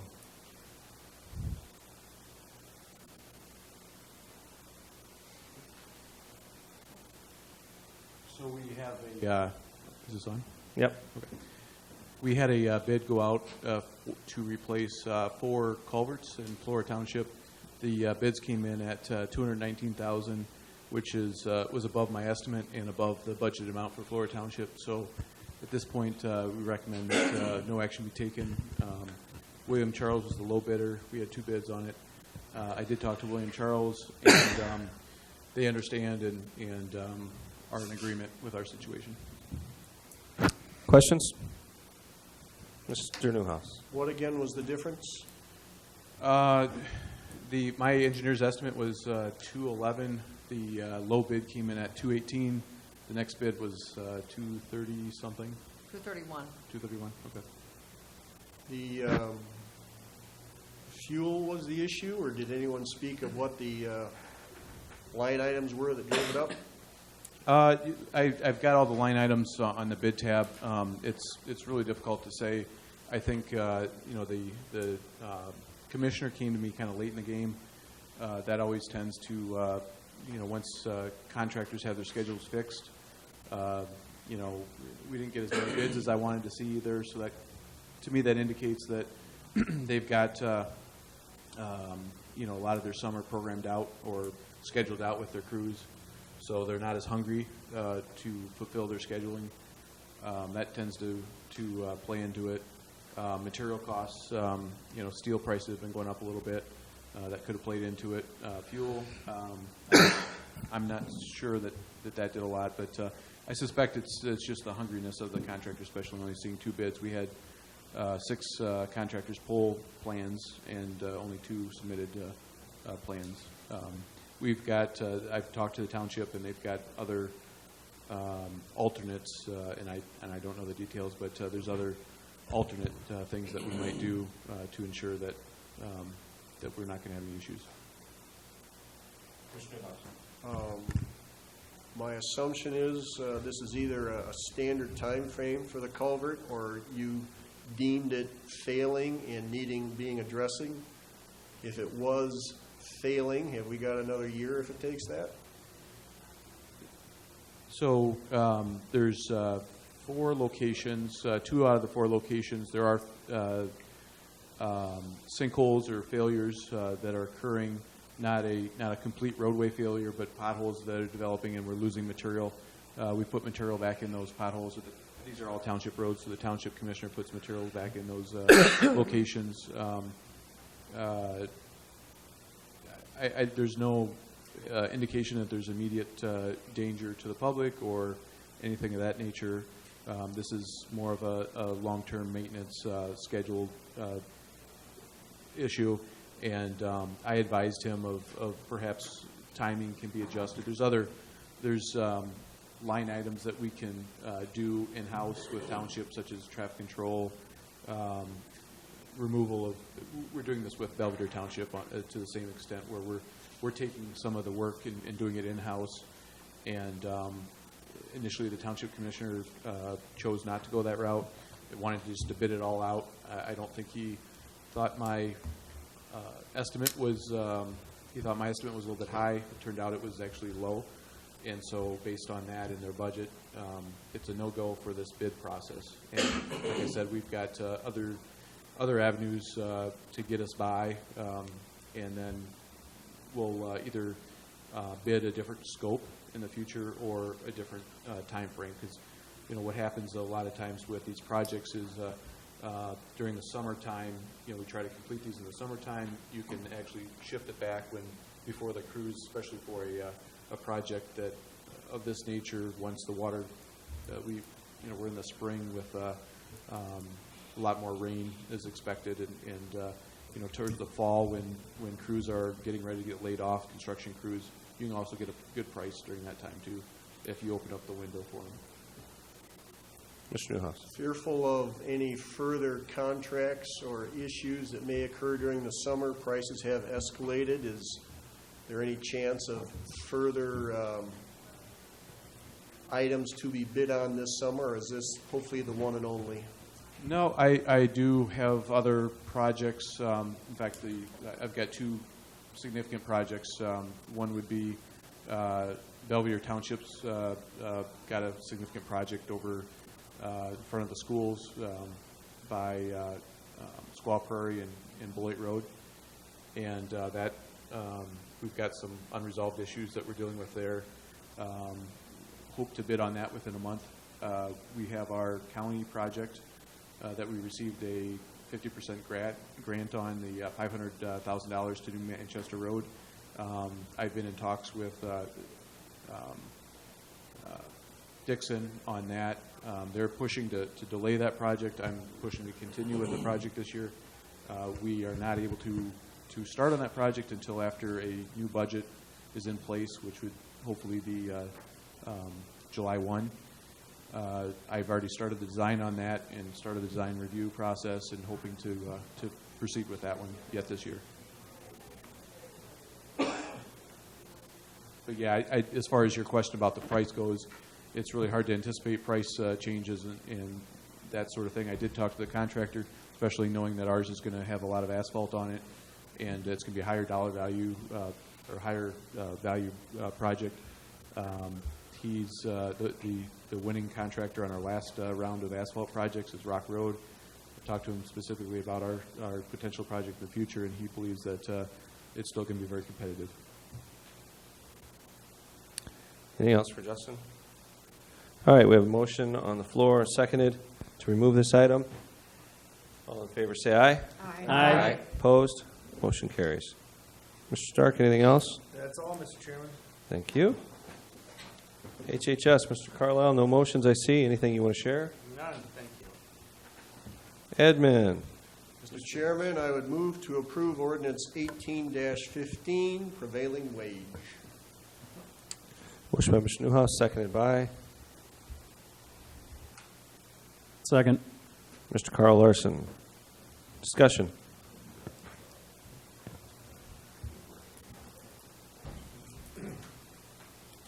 Mr. Newhouse. No, just a comment. This is an annual vote. Got to do it.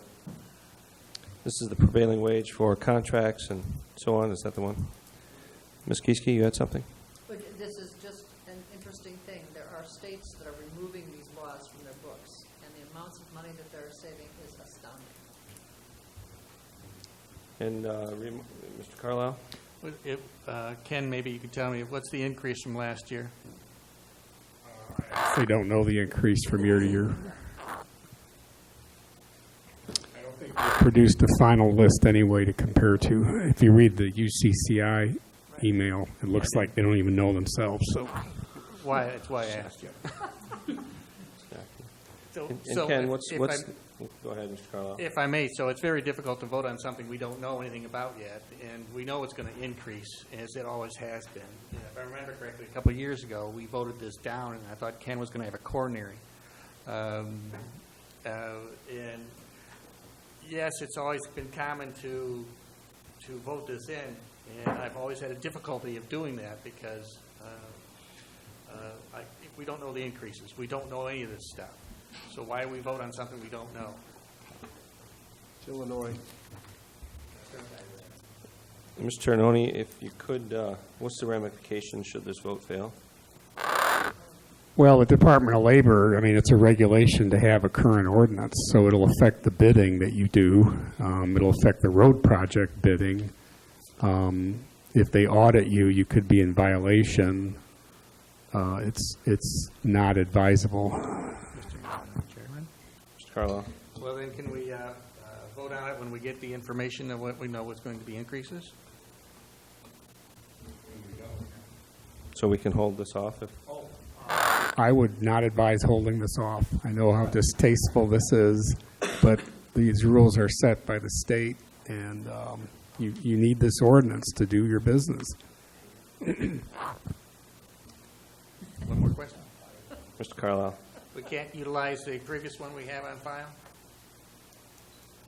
It's an annual mandate to have a current ordinance. So my suggestion is I would hope you do adopt it, and when we finally do get the numbers, let's look at them. And there's nothing wrong with a letter to your legislator about the position they put us in annually about this. Mr. Carlisle? I'll follow up with that, and then that letter should be written, and I also think that we should be advised before voting on any type of situation like that that puts us in a particular situation with our finances that we are currently in. Maybe perhaps, Mr. Carlisle, you could just consider that you're maybe a legislator down in Springfield, and Mr. Madigan's told you need to vote for it, regardless of what it is. He and I have. Now you know how it. Now you know how it feels to be a state legislator. Enough already. Stop. Roll call, please. Bernard O'Malley, Yes. Brad Stark, No. Kathy Ward, Yes. Carl Johnson, Yes. Sherry Branson, Yes. Jeff Carlisle, Nope. Denny Ellingson, Sherry Gieske, No. Carl Larson, Yes. Ray Larson, Aye. Jessica Muehlner, Yes. Marshall Newhouse. Yes. Is that it? Okay. Motion carries. Mr. Chairman, I would move to approve eye care insurance renewal with VSP. Second. Motion by Mr. Newhouse, second by Mr. Carl Larson. Discussion. Mr. Newhouse. If Mr. Carlisle is so concerned about finances, I would like to say this is at a reduced cost from last year. 6.6%, I believe the number is. There we go. Roll call, please. Brad Stark, Yes. Kathy Ward, Yes. Carl Johnson, Yes. Sherry Branson, Yes. Jeff Carlisle, Yes. Denny Ellingson, Sherry Gieske, Yes. Carl Larson, Yes. Ray Larson, Aye. Jessica Muehlner, Yes. Yes. Marshall Newhouse, Bernard O'Malley. Yes. Motion carries. Mr. Chairman, I would move to approve the dental plan renewal with NIHP. Second. Motion by Mr. Newhouse, second by Mr. Carl Larson. Discussion. Mr. Ternoni. After negotiations, this is at no increase. Good to hear. Mr. O'Malley. Just wanted to point out, we're paying out about $10,000 a month, and management fee is $14,000 a month. Seems a little funny to me. Do the dental plan?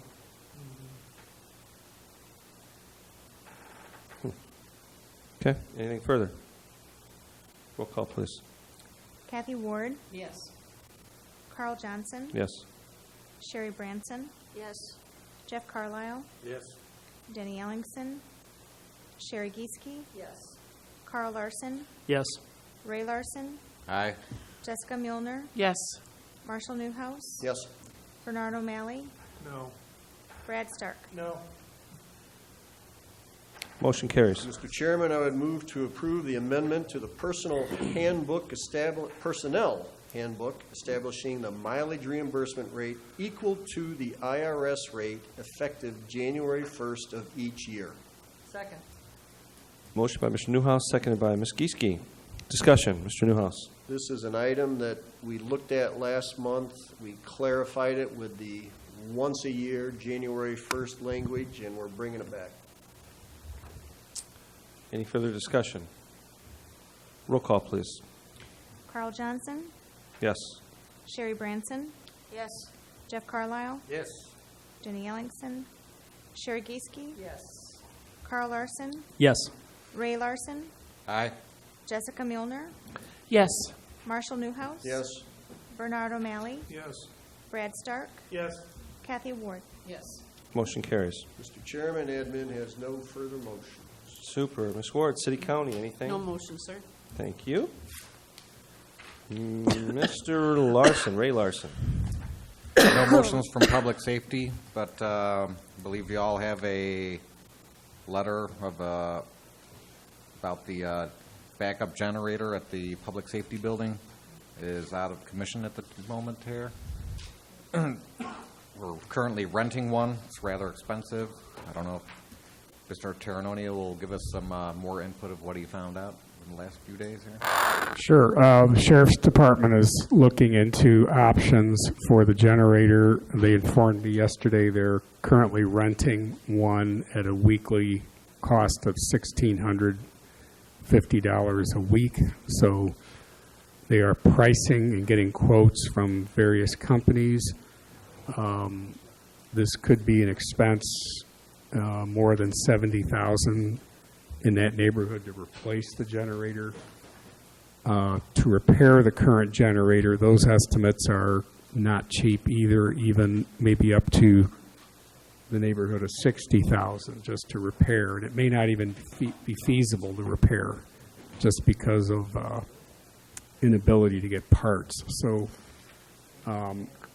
it's unfortunate that this came up when it did, because we couldn't have gone to, it went to Public Safety Committee, I guess. There was a conversation about it. So I guess the committee is aware that this is an issue. But what's come to a head in the last day is that we're going to have to buy a new generator, and we really can't wait.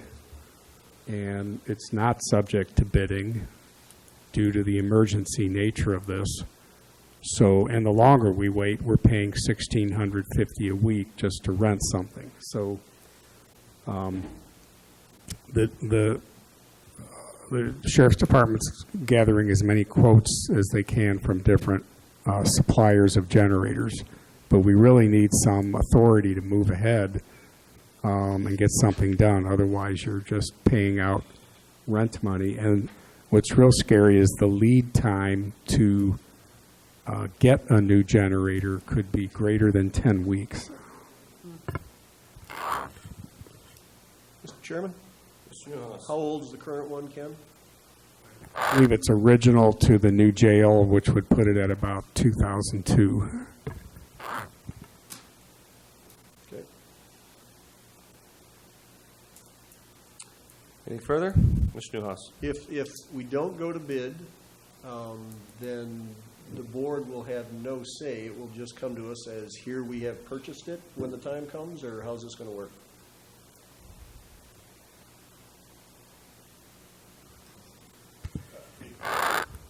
Go ahead, Mr. You're left with that scenario unless you want to have a special board meeting or assign some parameters to staff, maybe, as we shop it. I just didn't know whether we were going to wait for anything or we were just going to be informed after the deed was done. Mr. Ellingson. I would wonder if we might be better off to put Ken and maybe the sheriff in charge of acting for this as an emergency with the board's approval. If that makes sense, right, I'd make that motion. Second. Can we make that motion? It's not printed. I don't know that we can make a motion because we don't have a motion printed. But this is the emergency, isn't that? It's viewed as an emergency. I'm just trying to cover. Mr. Larson? Right. I Yeah, believe you have to- Ken had said we just need basically consent from the board to move forward with this.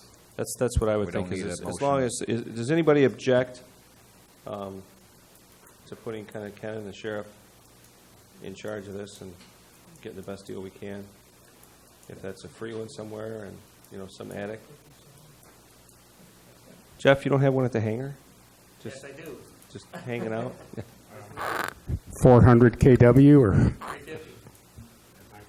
Yeah. Ms. Gieske, you had something? Well, I think it's already said what I was going to say. I mean, they're running their departments, we don't, somehow, we pay them money to run their department. So I don't know that we need to micromanage every single decision, and if we don't trust them to do it, then they shouldn't be in the job. So I say, let them run the department. I have utmost faith that the sheriff and Ken or whomever is going to do it right. Mr. Newhouse? I've got another 20K at home if you need mine. Secondly, it is their department. What kitty is this coming out of to pay for it? Well, this is clearly not budgeted, so it's going to end up coming out of the general fund reserves. I don't have another bucket to take it from. Okay. There are buckets, speaking of buckets, in the courthouse, in the ceiling. Some of them have $70,000.